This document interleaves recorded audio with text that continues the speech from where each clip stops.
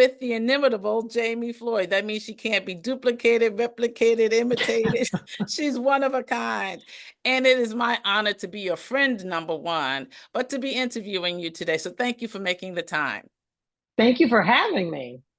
So we go back. This was our 30th anniversary of being White House Fellows. We were in the Clinton-Gore White House. I served in domestic policy with President Clinton and Carol Rasco, and you were Yes. with Vice President Gore and also with the First Lady's office. Tell us what your assignment was that year.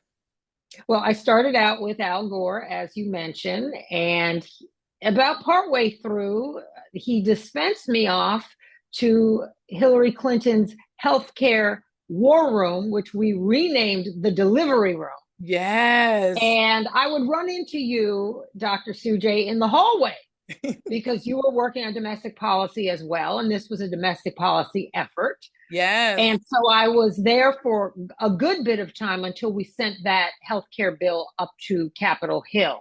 And basically, I was doing the same thing for soon to be Senator Clinton that I was doing for Al Gore, and that was communications work. I was a communications person. And the work I did for Al Gore when I went back to the vice president's domestic policy office was around community policing, community empowerment zones, earned income tax credit, youth violence. I was on a youth violence task force. So things related to my background in criminal law I had come from the public defender's office in San Francisco, and before that, private criminal law practice. So I brought all that to, I did some judicial vetting for the Supreme Court and the federal courts. Yeah, so it was exciting. It was an honor to work with Al Gore. He's a good man. And with, of course, Hillary Rodham Clinton. We had no idea. An exciting time. We had no idea. Exciting. Had no idea how far we'd come, how far they'd come. It was interesting because after they left Washington, they came to New York, to Harlem, where my church was, and I went back to pastoring. So I began to see she was then still First Lady Clinton before she became senator. I saw her more than I saw the president, but it was just wonderful to kind of be part of that circle. But now, and he put his office, Sujay, did he not, up on 125th Street? 3 doors in the Patterson building. Yes. Right. So I saw him often, but then he was asking me to help him with his wife who wanted to become senator. And she came to my church the last Sunday before she became senator. So we say we helped to win. But, then we worked with her, of course, for presidency. But then there was the first African-American president, Barack Obama. That's right. And so how do you feel now? There's a nominee for the first African-American president. How are you feeling now? Full circle. Oh my gosh. Well, it's so interesting, CJ, when we were back in the day, when we were in Washington and young, and you had your baby boy, your young son. That you babysat for. Alaman.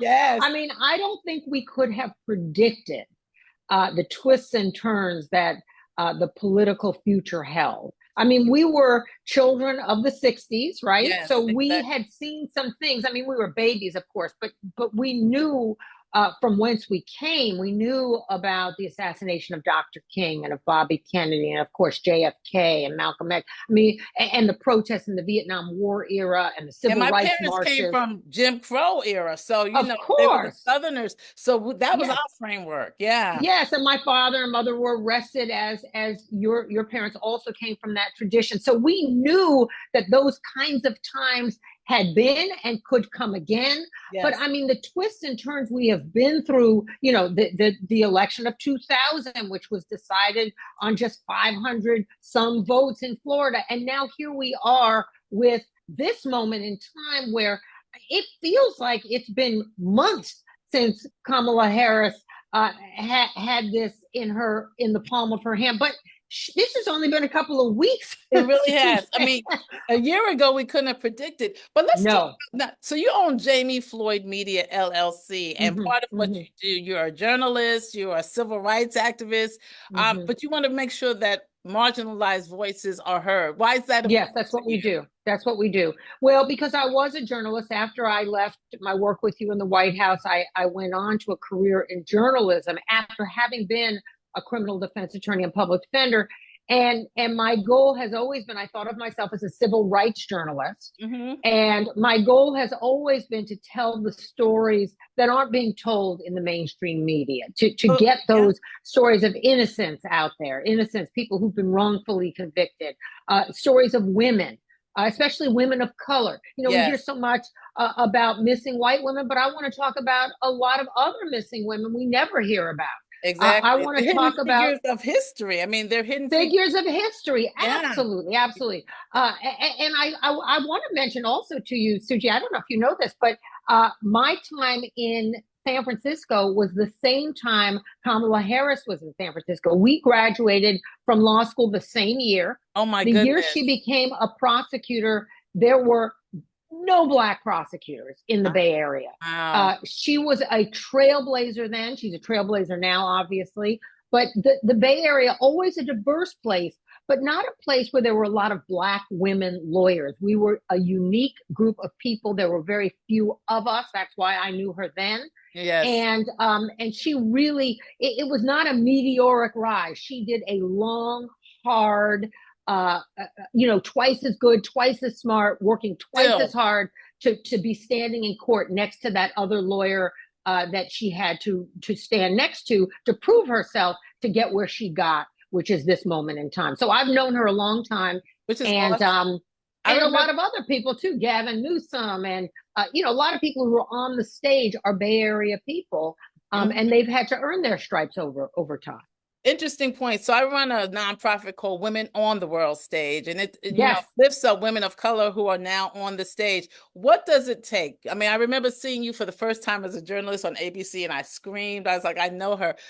What does it take to get there? And I heard you screaming. I know, because it was loud. It was 2 states away. But what does it take to be a woman on the world stage? Well, I do feel that we're held to a different standard. Even now, look at how hard it is to be a woman in politics. Let's just take that one example. The questions that are asked about something as frivolous as appearance. I mean, why do we spend so much time talking about a woman's hair, for example? Yeah, exactly. Or what she's wearing, Hillary's suits. If I heard another person ask about what Hillary Clinton was wearing, nobody was ever talking. I don't remember any conversation about anybody else's clothing. I mean, there was the one time Barack Obama wore a tan suit and the media exploded, but generally that was unusual. Was the same trajectory is hard for a journalist going into a network? Yes, it is. I mean, I think the women who came before me definitely did some trailblazing for me. There's a woman, Vicky Mabry, who is only slightly older than I am, but she was the first Black woman on 60 Minutes. There's Connie Chung, who was a friend, and Vicky's a friend. Connie Chung, who was slightly ahead of me, who was the first Asian woman co-anchor with Dan Rather. There's Diane Sawyer, there's Barbara Walters. But these women really had to hold their head high, and they had to avoid being typecast, always being asked to do the light story, the soft story. They wanted to be hard-charging journalists. They wanted to, be in a war zone, just like the male correspondents and the male anchors. And so there, and then I know that Katie Couric, who's a contemporary of ours, she too had to fight to make her way in the business when people told her she wasn't going to make it. So I do think there are different standards for us. Yes, and it is that same old thing, Sujay, that we hear as Black people: twice as hard, twice as smart, work twice as long. And then when you're a woman of color, now you've got the double. The double standard. So it's not taking the express train. We have to take the local. We have to stop all along the way. And there's a delay. There's always a delay between tunnels. Exactly. For a long delay. So my neighbor in the Hamptons is Lindsay Davis, and I interviewed her. Oh, yeah, of course. This show is called Headliners of Hope, and she talked about Carol Jenkins helping hold the door open. Who have you held the door open for, and have they appreciated it? You mean people who've come behind? Yes. Yeah, so it's great that she mentioned Carol Jenkins. The woman who held the door open for me was a woman named Carol Simpson. Okay. Who was a Black woman anchor at ABC News, where Lindsay is now, who was such a good friend to all the Black folks coming up at ABC when I was coming up. I mean, she was wonderful, and she hosted World News Tonight on the weekend. She was Peter Maybe it was Jennings' Carol Simpson, counterpart. actually it was. Yeah, Because definitely. there is also Carol Yeah, Jenkins. exactly. Carol But Simpson. these Black women are real trailblazers. I have always taken great joy, Sujay, great joy in mentoring the people who come up behind me. And I do look out, especially for young Black talent coming up behind me. And when I say talent, I don't just mean in the media Exactly. industry. I Exactly. mean, everywhere in law. There's a young White House fellow coming in this year. I'm so excited about him. And he came to me, Sujay, through one of our classmates, Kevin Grimes, who's a Yes, white doctor at Stanford. But he said, this exactly. young Black man's going to want to talk to somebody who had a similar experience. So I've been coaching him through. He's a doctor. I'm not a Yeah. doctor. And that's interesting. It's a good point because it's not just Black women. We certainly want to certainly make sure we mentor Black women, but there are also men of every ethnicity. We had an unusual White House Fellows class of 93, It was 90, wonderful. and we're still very close as a class.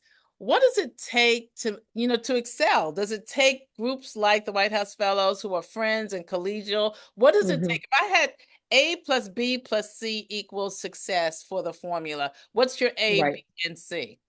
Right. So just buttoning up the mentor answer, because I think it ties into this question you've just asked. Yes, My mentees are a diverse group.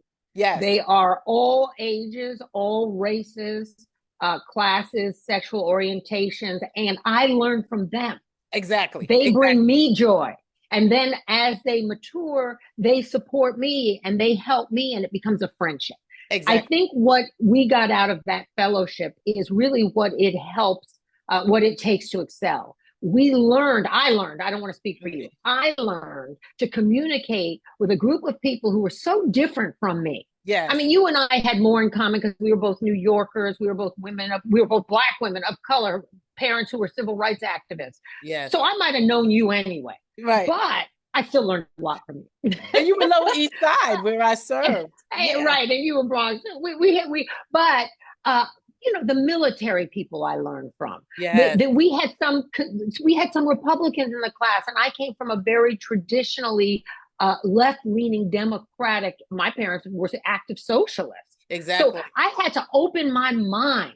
And I Yes, think that's the secret to success. And I think that's where our country needs to get back to. We very need much to so. open our minds. We need to bridge back to talking to people that don't think exactly the way we do. We need Exactly. to learn to remember how to communicate. Very That's how much this so. country was built. The Yeah, I was founders looking at didn't get into a room and all agree. They you had to. can't, you can't. It was Yeah. interesting. NBC Nightly News had this, had young voters of all sides of the coin sit Mm-hmm. together, and they were saying this was the first time they talked to people other than themselves, and that's what's being portrayed as them only being against abortion or whatever was not accurate. Like they have their own Mm. opinions now. They're coming through college and they want to talk with people who are different than themselves. And I think that's what the joy. We would sit with Colin Powell at lunch, General Colin Right. Powell, and then at the same time, Vermont Governor Madeline Kunin, who was, at the time Absolutely. secretary. So we have the diversity. What's your hope? This is called Headliners of Hope. What's your hope for Well, America? my hope, and my belief Mm-hmm. is that we can get back to a place of collaboration, of coalition, That's of the word. Yes. communication. I mean, I really believe that is the best of this country. Yes. And I believe we've been away from it for too long. Very much so. Um, and so when Barack Obama talked about hope and change, the change I was hoping for was a move back in that direction. Mm, mm. And we were there for a bright But, moment in the sun, and then that yes, sun seemed to set. It set. The sun set. it's sad, but I think we see the peaks of it again. I do. Think of look at the joy that is people are experiencing with this Oh, new campaign. by the thousands. But let me ask you this. So President Biden said we So were that's my hope. for the soul of the nation. And almost Yes, every guest I've interviewed, even if I don't bring faith up, says that faith has been important to them. What yes. undergirds you? What keeps you from becoming unglued when things are crazy? Well, faith is very important to me, and I do try, and I'm not gonna fib to a minister. I don't get to church every Sunday, but I do try Nor to do go. I. Not But anymore. I do believe God is, the Lord sits on my shoulders, and I am with God all the time, and God is with me. But I do find, Sujay, that when I go, I'm more joyful, my step is lighter, I'm more at peace. I'm reminded of my purpose in a way that I'm not if I don't go to church on Sunday. So there's that. It doesn't have to be Sunday. Exactly. Nowadays, it can be any day of the week, and particularly now Right. we have digital church as well. So, Well, yes, yeah, although for me, I mean, I was grateful to have it during COVID, yeah. but I really find sitting in and I have my church that I go to, but sometimes I visit other churches, like if I'm traveling or even here in New York, I will visit a church in a different neighborhood. Sure, Like you sure. used to have church down on Wall Street. Right. I would go there. I visited you at Mariners Temple. I sometimes go up to Harlem for the tradition of Harlem because my Yes. church is not in Harlem. Or sometimes I'll go back to my old church where I used to go when I was in high school. So I will visit different houses of worship, but being in a house of worship is very meaningful to me. The other thing that gives me hope, Sujay, it's the young people.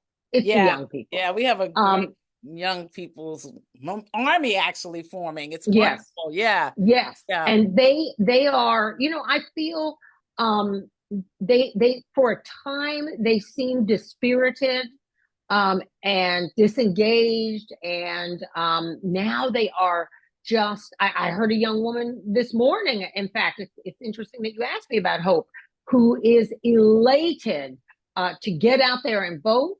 And she had always planned to vote, but to be hearing her, and she's in college, and she will just be 21 in time for this election. Oh, so this is her And first. Oh, that's awesome.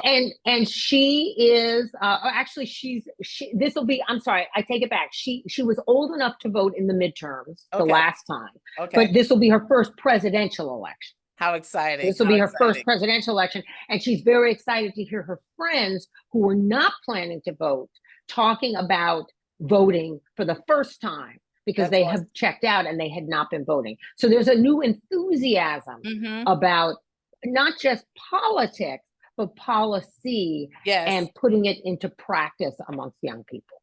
So speaking of policy, you're also on the community board number 7. So you're on the national stage, international stage even, but how important is the local stage? Why is it? Oh my gosh. So excited. I love the community board. I'm so glad you asked about it. Yes.